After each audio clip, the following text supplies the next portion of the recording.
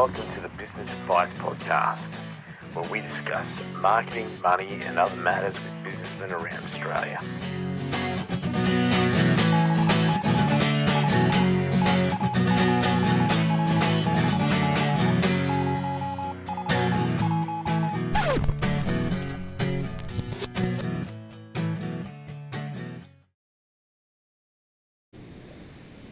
Yeah.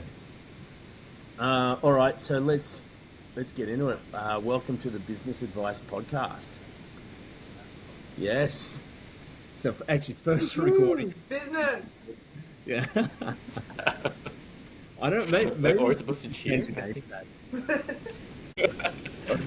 There's an obvious parallel between like succeeding in sports and succeeding in business or any profession, right?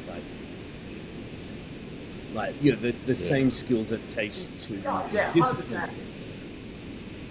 100%. Yeah. It's just natural crossover, so it makes sense to include that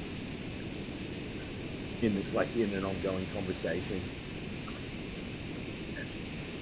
Yeah. Yeah, we got guys that a lot of jiu-jitsu guys do business and stuff. I work with a guy who started this whole business while he was out at work doing fire rescue. We got so much downtime, so he started a jiu-jitsu vacation business where he'll get a group of people, take them to Bali and do jiu-jitsu and then diving and stuff for a week. That's so cool. Yeah, right? That's like the blokes version of like those yoga retreats. Yeah, except way more violent. Yeah. Love that. Yeah. Excellent. All right.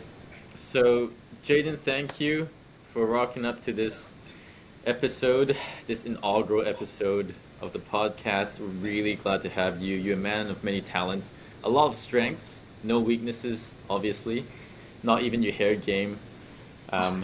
So, I think jumping right into it, just very curious, setting the stage for how you got into weightlifting.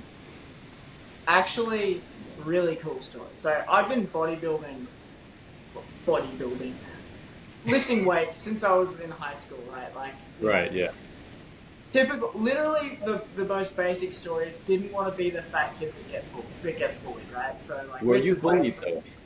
Oh, I didn't get bullied, but it was sort of like I wasn't popular either, so I was sort of like that weird drifter kid that just needed a place. And that place happened to be picking up things and putting them down again.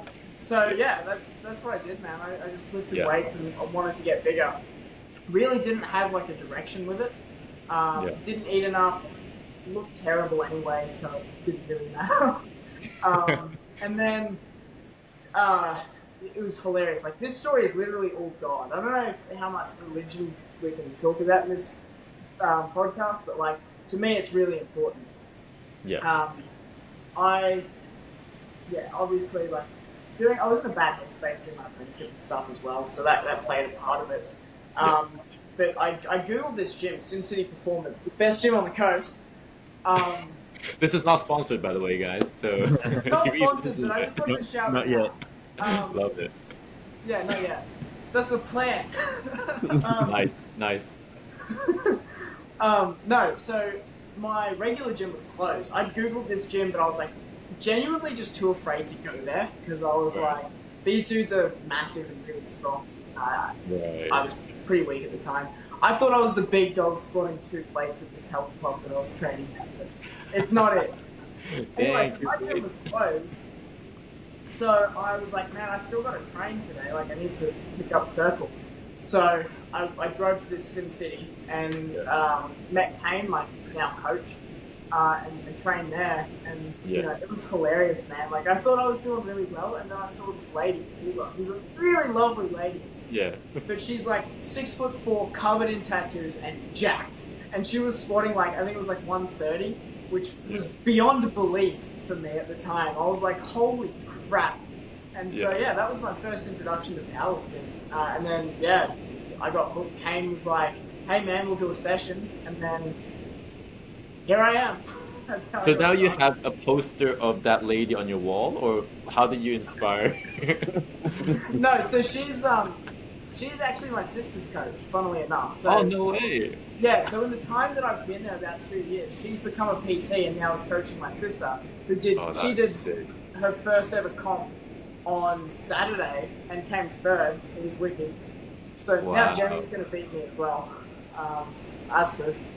Okay, we got the wrong sibling on the episode, right? Yeah, you really did. Like, I'm washed out, man. I'm done. Okay, so you've been at the same gym for 2 years now? Yeah, man. Yep. Okay. What do you love about the gym? Dude, the culture there, man, is sick. Like, I've got just the best people around me ever now. Like, yeah, especially coming from, like, I don't know how deep you want to get, but, like, coming from, like, in my previous circles, people really only wanted to hang out with me because, A, I had a job, so I had money and I could buy things, and B, I could weld, so I could fix stuff on their cars. Oh, nice. And that's the only reason why people wanted me around, and it really sucked. And I was sort of clinging onto these friendships. And so for like the first 6 months, it really boggled my brain that people invited me to something, and they just wanted me to be there. Wow. And so like now that I've got like, I'm just surrounded by like the best people in the That's country. awesome. Yeah, man. I mean, like attracts like, right? Yeah, for sure. You know, you got something in common, and you know, it turns out like a majority of them are all petrol heads as well. So we'll go like, there'll be weeks where like, because we FIFO, me and Aaron, actually, that dude we were talking about. So we'll go to work, come home, work on cars, go to the gym, hang out. It's sick. Wow. It's become my whole life. Right. That's like the most testosterone-filled life I've heard, and I love it.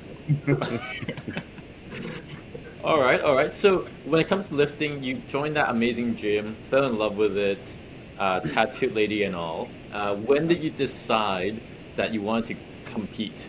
Like, because that's the next level up, right? When my coach talked me into it. Okay. So I've been getting like relatively strong. Like, you know, my numbers were coming up. I have a pretty good bench for my weight class. And so Kane's like, dude, you should do this comp. And I didn't realize this at the time, but that was a qualifier for Worlds. Oh. And so he just put me into it. It was like a local comp that posted at our gym. So I was like, yeah, man, I'll you know, have a crack. Ended up winning. And then that qualified me for Worlds, which I was totally That's amazing. for. Yeah. Wait, so that was your first competition, and they qualified you for Worlds? Yeah. Oh yeah, I'd no never big done a deal. stage Yeah, show didn't know what you were before doing. Wait, how long did you prep for it? So it's an 8-week block. So we'll do like a strength block for 8 weeks and just progressively get heavier and heavier. And then you'll deload for a week, which is actually, I'm competing on the weekend. So I'm currently deloading. So my body's fried. My central nervous system's gone. Like, I'm cooked. You're getting like cooked, worst possible Jaiden on this podcast too, by the way. But Okay. That explains the tech issues. yeah, right? So yeah, you deload and then your body will like recover and you'll peak for like 2 to 3 days. You'll be at absolute peak strength. Right. For just a moment, for our listeners who don't compete, which is probably going to be a lot of us, what does deload look like? What is deloading? Just backing everything right off, and basically you're just trying to recover and go through the motions of training. So you're trying to get the movement pattern down right. So like the squat, you're just doing the squat at a relatively easy weight. Okay. And like 50%. yeah, getting the movement down is sort of what matters, and making sure that your pulls are right. So like for bench press tonight, I had one of my friends call, so you get a start press and rack call. So you're at the top of the rep, they'll say start, you get to your chest, and it has to be stable. They'll say press, then rack when you're at the top. Yeah. And so to get those motions in, I asked my friend to come and actually give me those calls and make sure I was getting them right, which is what a deload's for. Is like just making sure everything's spot on. And you're recovering well. That's basically what it's for. Oh, that's awesome. Okay, there's metaphors to life for that, but I think we'll cover that later. So when it comes to comp, right? You've been to Worlds. How many competitions have you done so far? 3. Oh, 3. Okay. Yeah. So four. So I did. Oh, you just casually forgot one. Okay, all right. Dude. Anyway, So I did that sort of like, I guess it wasn't a novice comp, but I thought it was type thing. Like it was just and that qualified me for Worlds, and then we went and did Worlds, Yeah. and then that qualified for me for Nationals, and then I went and did Nationals, and then hurt myself immediately after Nationals, which is Oh no. which is where I'm at now, but we'll get to that. And then I did, Okay. because I was hurt, my hips were sore, I did bench only at Zero Weakness. So I got invited to Zero Weakness. Okay. Zero Pro was the name of the comp, and I did that, bench Okay. only. So, yeah. Wow. Okay. Just so you can flex to all our listeners, what's your bench? Dude, I failed at the top of 150, so it's 145 right now in comp. So your failure is probably more than most people will ever try or Dude, dream I that got they up to the top, so Okay. I got up to the top of the rat and just couldn't lock my elbows out. Like, it was a soft lock. No. So it's literally like I was sitting there just like tisming, Just going, waiting for the end. "Please!" Yeah. But nah, wasn't They were quite just there. enjoying watching you shake at the top. Dude, Aaron was spotting me and he just let me go. He was just sitting there, just laughing his ass off. I'm like, please. So that was fun. What's crazy is Yeah, Jake's But hopefully, weight to strength ratio. So what are you weighing at the moment, Jaiden? Right. right now I'm weighing at like 76. I started my water load today, so I'm going to do a water cut for States. So Yeah. I've started drinking a ton of water. So I'll probably sit around 76, 77 for the next few days, and then I'll basically piss it all out and end up at under 75. That's a lot of piss. Right. All right. Yeah. Right? Yeah. That's a fairly small, like compared to boxers or MMA fighters or whatever. That's a fairly Pretty small cut. Oh yeah, true. Yeah. So you don't wear like those bin bags and start running on treadmills for 2 hours. That is last minute. That is like, if I'm not quite there, then, the old trash bags come out. Love it. So you Haven't been bench there up yet. 2 times your body weight. Yeah, dude. I want that 2 times body weight. So 150 is like, Oh, yeah. that's sweet. And Jaiden, Yeah, Okay. So yeah. but my understanding is that it would, if someone was starting fresh, and wanting to get to that sort of level of competition, like I don't know, something like 5 years or something. Is that right? Like generally, It all depends. Like, it depends on history as well. Like, if you're starting absolutely fresh, square one, never lifted a weight in your life, and you want to go compete, you're probably looking at a fairly long process. But I'd already had, like, although I wasn't making good progress, I'd already had, like, 5-10 years behind me, somewhere in there, of, like, lifting. So I had a bit of a base behind me. And I was already, like, relatively strong. right? Okay. Because I remember like that was that was one of the components that, like, from when you started to getting to that competition, it was like 2 years, which is, I think most people it's not. Yeah. Yeah. But it's kind of Yeah, and keeping in mind that from scratch, like. Yeah. The worlds that I competed at was not IPF worlds. So I compare it to Formula One. So you Right. know how like Formula One is an absolute peak level, high performance, they're the best, right? Yeah. You can be like a Formula 2 world champ or a Formula 3 world champ. So right now I'm like a Formula 3 world champ, Right. Like, yes, like cool, it was a world, yes I won it, but I want to be in the IPF. I want Commonwealth Games and stuff. So IPF is the highest, right? yeah, IPF is the highest, and I'm not there. It was IPL is the Fed that I competed in. Okay. Right. They're no longer around, but so yeah, it was cool. Yes, it was a world, but at the same time, it's like, is it really? It kind of is, kind of isn't. Right. Like, yes, it was an international comp. There were people from all over the world there, and yes, I beat them, but Yeah. You're big fish in a small pond at this Right. level. Yeah. right. So I want to actually be the best. Yeah. Would that Yeah. mean you would have to fly to the States to compete? Wherever. So last year, I nice. think it was in Malta. Oh, nice. Yeah. So yeah, I'm not at that level yet. Those guys have been doing powerlifting for like 15 years of their life, so I'm only just getting started. Wow, and you're already there. All right, all right. So, give you another year and a half? This Maybe another 5 years. okay, 5 years. All right. So, out of those four comps, right? You've done four. Which one is your favorite? um, Probably nationals. Probably Okay, nationals why is that? because it wasn't the comp itself. It was the prep for that comp was like really solidified the friendship I have with all of these like my gym family essentially. Right, I remember, so it was the last heavy session before the deload. So it was peak week. It was right, full send, hit your maxes. right, My body right. was absolutely destroyed. I spent the day hanging out with Aaron and another dude named Liam. And these dudes are like brothers to me now. And we got done working on Liam's car. He drove his car to my place. We swapped the clutch in. We'd done a whole bunch of work to his car. And I said, "Hey boys, are you training tonight?" And they were like, "Oh, yeah." And it was kind of like a weird yeah. Yeah. They drove to the gym and ended up, they didn't train at all. They literally just loaded plates for me and told me to go rest between my sets and like told me to sit down. Like they were giving me lollies. So Like they were they your were hype. literally a They were your pit squad. crew. Yeah, Yeah, they they were were literally a pit crew. pit Yeah. crew for me. And it just like, it genuinely, I went home and cried for a bit. I was like, oh my gosh, I love these people so much. Wow, Like, it wow. was just the support was just Yeah, unbelievable. yeah. And so that's why that is just a core memory now. It's just like me lying on the floor after my heaviest deadlift attempt, Dead. just absolutely dead, and then loading plates on for me, and just like yeah, Wow.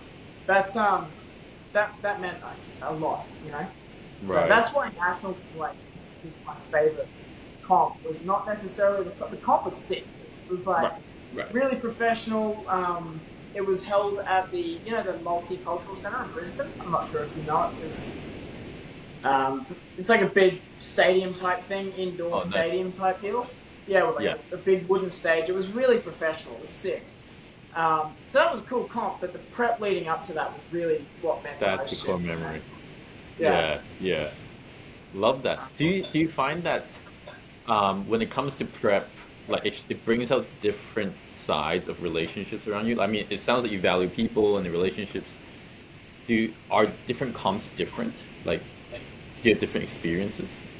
This one has been. So for Okay. the last two, I've been really like my heart's been really in it. I've been like really hyper focused and like, I need to win this. Like I had this huge desire, but this prep's been really different. It's been me just being a sook because my hips sore, and Oh, right. like True. um, it's been weird. Like I've pushed to the point where like I was sore. So what happened was came off nationals, felt Mm. really good and really Right. strong. So I hopped straight back into training without a break. Ended Yeah. up hurting myself. Right. And then wanted to do another comp, the Zero Pro comp that I was talking about. I wanted to do that, and that was 8 weeks away at the time. So I trained my ass off for that and ended up making the injury way worse. Ended up only being able to bench for that. Now, literally like probably 3-4 weeks ago, my hip had stopped hurting and I've been able to push for this prep. So instead of an 8-week prep, I've really only had about 4 weeks to do it. So if I can match my total for nationals, sweet. Yeah. But like my heart just wasn't in it this week. It was just this Yeah, prep. It's just been like, it's just been a struggle, It's just been Yeah. like a game of like, go to the gym, go through the motions, don't push it yet, hold myself back. And because I've been holding myself back so much, I found it really hard in these last few weeks to be happy with the results. Sure. Like Yeah. I should have been like in my head, like my coach is like, dude, you should be where you're at because of what happened to you. But Okay. in my Yeah. head, Objectively. I'm like, Yeah.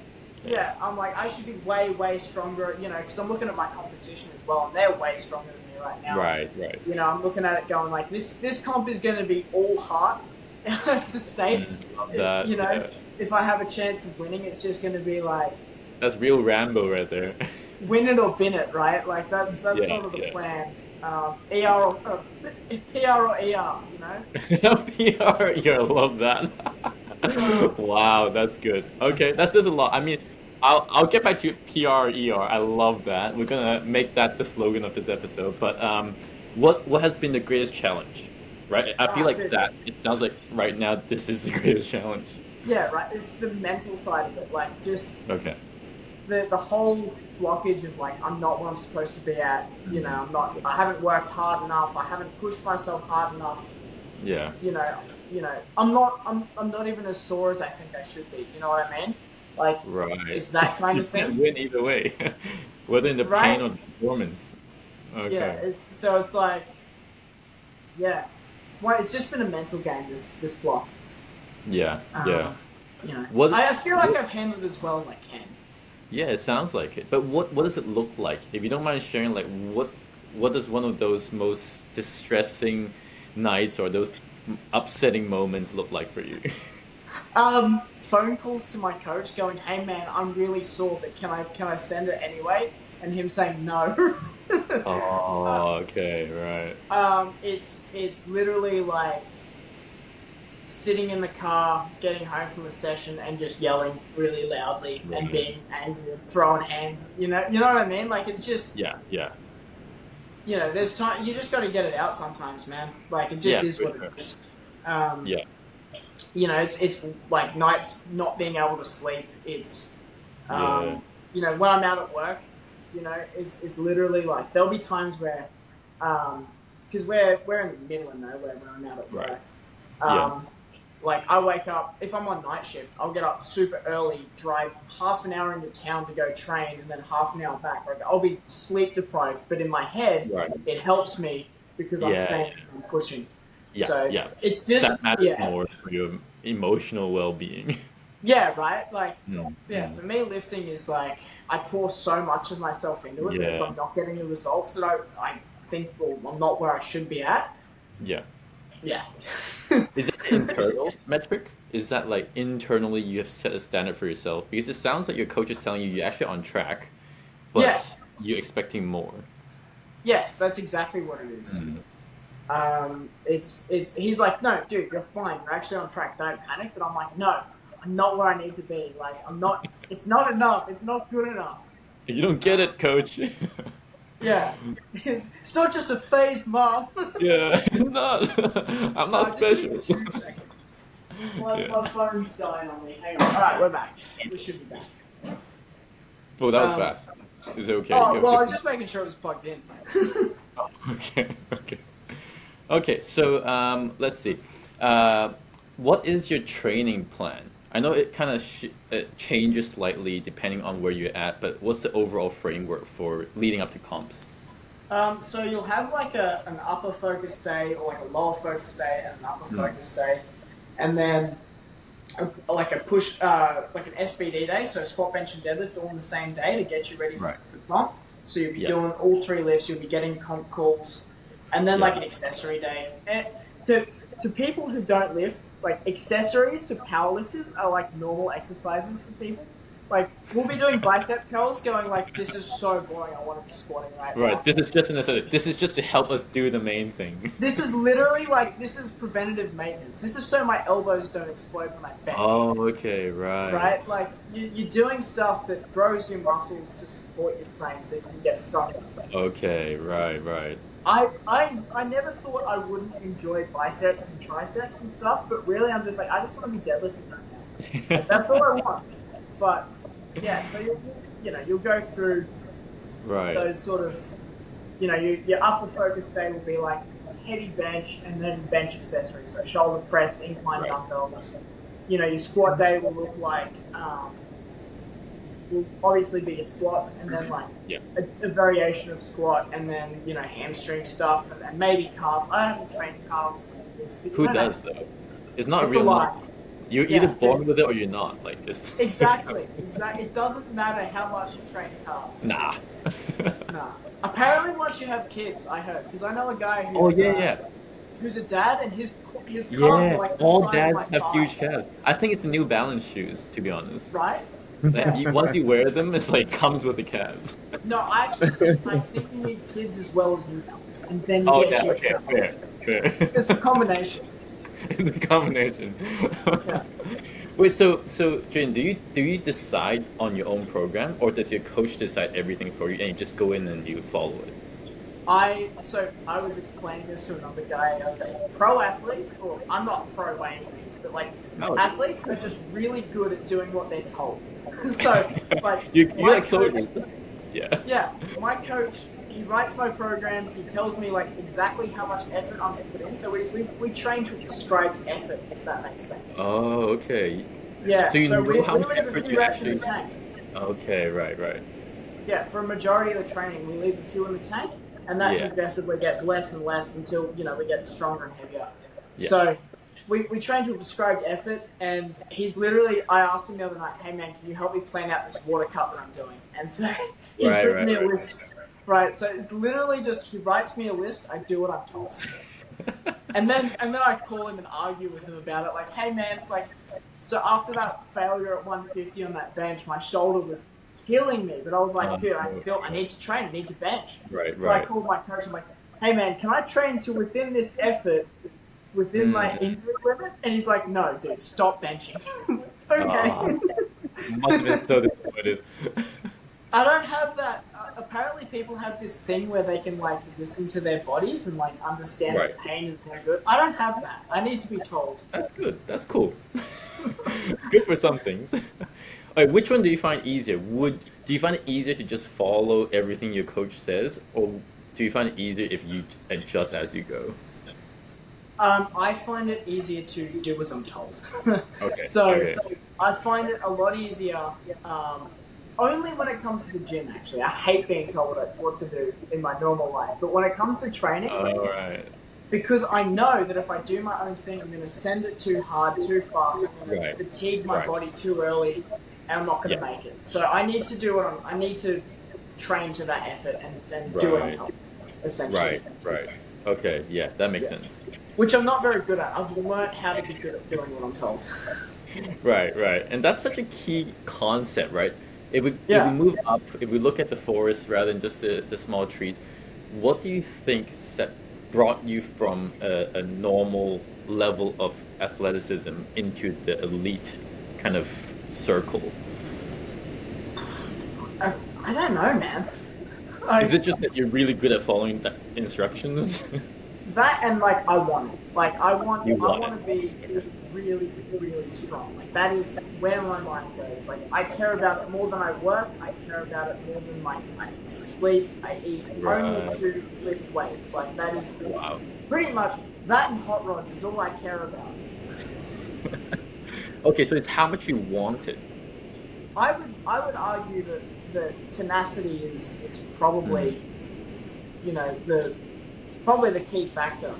Because a lot of people, you'll see like Gen Pop gyms, people will train and be like, oh, that'll do, and put weights down.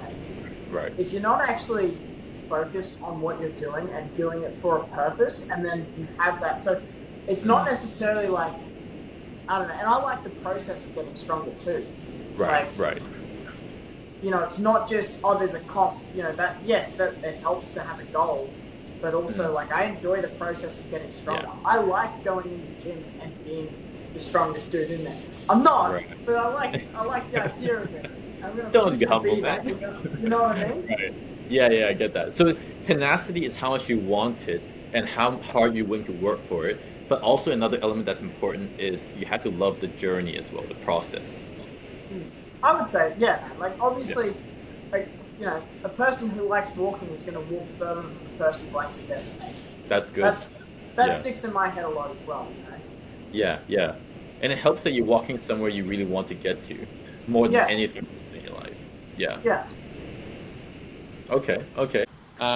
So we've talked about your inner sort of experience, training and the grind. When it comes to competitions, because not many of us have that experience, is there something about the crowd or something about being on stage that gives you something different? Yes and no. I find that I tend to drown the crowd out, and even the judges. Dude, I was telling Adam the other day, just like we were just chatting. I was like, man, I was watching that Zero Weakness comp replay. I got done benching, and just walked straight past the judge and was like, dude, that was sick. That was a great, that was a good lift. And I just walked straight past him to my coach. Oh, 'Cause you I'm left like, him hanging. yeah, dude, I was hyper focused on like what's next. And Right. so the only voices that stand out to me in the crowd is my old man, because he's the loudest man in any room. Right. And like my friends, like I'll literally hear them screaming over everybody else. So good. And That's that's what I focus on. Right. And to be honest, nothing else really matters to me in my head. Like, Right. I just essentially, I'm just there to do a job. That's my whole mentality of it. I'm there to win, and that's my job, and I just need to do my job. Okay, so you actually, because you can focus on so many things, right? Like form, like all the details, like thumb in or like breath in or like whatever, but you actually just remove all that on. I try on the to, day. yeah. Like Okay. my cues stick with me. Like Oh, so, yeah, like cueing where to put your hands, like how to Yeah. step out, all that stuff, breathing.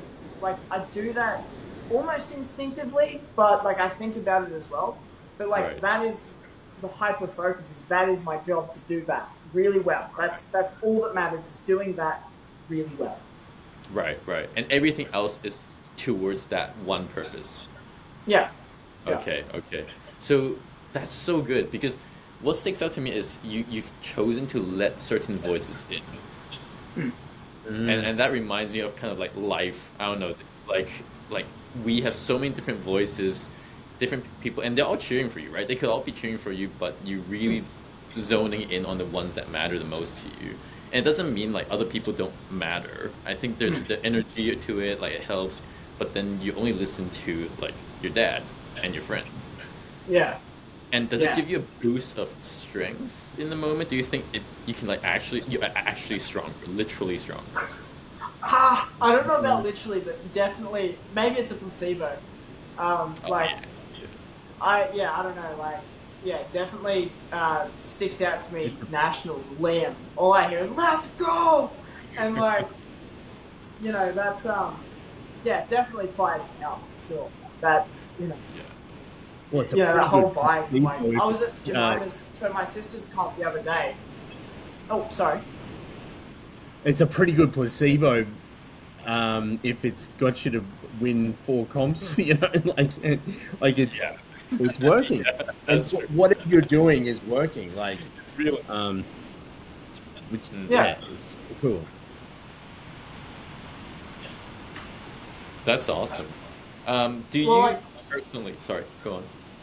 I was just gonna say, like, while I was at my sister's comp, I was spotting and loading. I was just helping out, like loading plates and spotting people, obviously spotting and loading, and like it was great because I got to just scream at my sister directly in her ear, like "Let's go!"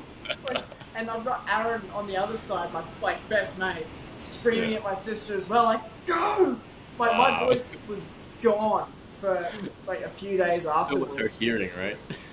Yeah, but like just being outside of that, not even like yelling at them, but like just being in the audience screaming at people just gets me riled up, man. Like after that, I was like, I'm ready to go. Like put me under a bus. Yeah. Like, let's go. You hype yourself up. Yeah. Okay, love that. For you personally, do you like the grind, like the grind when you're alone or just with your mates, or do you prefer actually being on stage and doing the comp? I prefer the competition is the reward for the work you put in. Okay. Like I like training alone. I like training with mates. When I'm training with mates, I'm in the gym for about 3 hours. When I'm training alone, I'm there for an hour and a half. Oh, says something. Yeah, it's really like just talking and doing sets in between conversations. It's Yeah. fun. And then when Yeah. I'm by myself, I'm like, all right, let's go. Like let's get in there Yeah, and train. hyper But focus. either way, I'm making progress and I'm getting stronger. I'm focused on, obviously getting stronger is key thing. Yeah, for sure. Okay. So, look, so much information, love everything. I think everyone knows what you've achieved, but this is not the end for you. Like you've mentioned the next few years. What's the game plan? What are you aiming for? I want to take this as far as I can, essentially, right? Like, Obviously, I compared it before to Formula 1, Formula 2, Formula 3. Right now, I would say that I'm still an amateur lifter, really, in my head. Maybe I'm not to the world, but in my head, you know, these guys that are Not at to the... everyone who lost to you. To me, like, you know, I'm only 2 years into this. Like, you know, the guys at the top level have been training for like, you know, 15 to 20 plus years. Yeah. So if I can get to that level and have that much grind, like that's where I want to be. I want to do Commonwealth Games. I want to be IPF champ. You know, that's what I want to do. Yeah. It's going to take a long time to get there. Like, I've got to put another 200 kilos on my current total if I want to be competitive. Wow. So, and that just is literally, sometimes it feels like you're bashing your head against a brick wall. But if you do it over and over and over, you can achieve that. And so that's my plan, is to achieve that. Right. What allows you to, because it sounds like such a long journey with so much repetition, like day in, day out, and it's a whole lifestyle, right? What allows you to continue to do this? Like in terms of mentality, yeah, in terms of mentality or the incentive, is it just that you like what you're doing, or is it that the destination is so exciting, or you're imagining a lifestyle for yourself? There's a bit of a backstory in it. So when I was a kid, I played sport, like, and I'm talking like kindergarten. You know, I played soccer, I played football, and then I got a hip injury called Purfe's disease. So Purfe's disease is basically where the top of your femur, like, so that's your socket, right? It dies essentially and has growths, and it essentially cuts blood flow to the top. And for basically all of primary school and all through high school, like, I didn't think I could ever actually be an athlete and actually compete in something. You know, I didn't think that was possible for me. And then I went through, when I was doing I'm a Boilermaker, when I was doing that apprenticeship, I also went through a bit of a dark phase through that. And so, you know, to be able to compete in powerlifting and be good at it was just mind-boggling to me. Yeah, I've gone from somebody who was legitimately, like, I didn't think I could accomplish much in terms of sports, to being, you know, a world champ. I just thought that was just, you know, and that's what keeps me going. I'm just like, you know what, like, baby Jaiden would be stoked, you know. That's awesome. He would think you're an impossibility. If you had told him, right, like, going back in time, he would not have believed you. No chance. From literally being in a wheelchair to being, you know, Forrest Gump, you know, those braces. Oh yeah. That was me. Dude, oh no in way. School. Yeah, that was me. And then I wasn't, you know, made fun of as much, but yeah, I was in a brace, and to going through that, and then being told by doctors and pretty much everyone that, you know, you can't compete, you can't play footy, you can't do this, to then stepping onto a world stage, I was pretty stoked. Wow. So it's not run, Forrest, run. It's live, Forrest, live for you. Yes. I lift the weights. I don't know how offensive that is. Yeah, probably going to cut that out. I'm a twisted man. Love it. So is Adam. Little bit. Man, I love that. Dude, thanks so much for sharing your story. Like that, I think ending on that note is perfect. Like that story, I don't know any other story that's, like, personally speaking, I don't know anyone more inspiring than you in terms of that turnaround from wheelchair to world champion. Like, they're both W's, so that helps. But love that. There we go. Thanks for having me. I really appreciate it, man. Like, it was cool. Obviously, first podcast, so probably, I don't know. Couldn't tell. I don't know what I'm doing. You ace everything you start, like. A world-class podcast. This is bigger than Joe Rogan. So, you know, you've reached the top of the podcast as well. Like, I've peaked. Yeah, I can retire from podcasting now. You can tell from our audio and video quality that it's better than Joe Rogan, right? yeah. Dude, Jamie, pull that up. Pull up the video. Too good. We should say, if you want to sponsor Jaiden and you're watching this, Adam's get in going. touch. Still there. Thanks for listening to the Business Advice Podcast. We hope you enjoyed this episode. Please like and subscribe, and I'll see you next time.